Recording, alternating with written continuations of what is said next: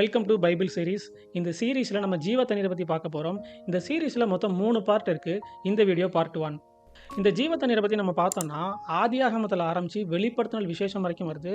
So ரொம்ப ஒரு முக்கியமான விஷயமா இருக்குது இந்த ஜீவ தண்ணீர்.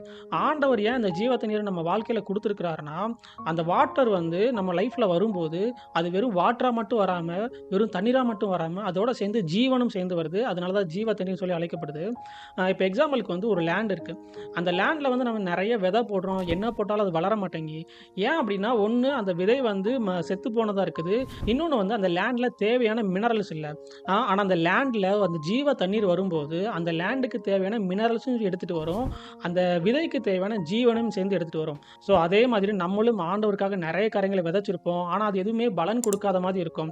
ஆனால் அந்த ஜீவ தண்ணீர் நம்ம வாழ்க்கையில் வரும்போது அது நம்ம விதைக்கு தேவையான ஜீவனையும் எடுத்துகிட்டு வரும், நம்ம லேண்டுக்கு தேவையான மினரல்ஸும் சேர்த்து எடுத்துகிட்டு வரும்போது அது நமக்கு பலன் கொடுக்க செய்யும். ஸோ ஆண்டவர் உங்கள் வாழ்க்கையில் ஜீவ தண்ணீரை கொடுத்து நீங்கள் விதைச்ச எல்லா காரியங்களையும் உங்களை அறுவடை பார்க்க பண்ணுவார்.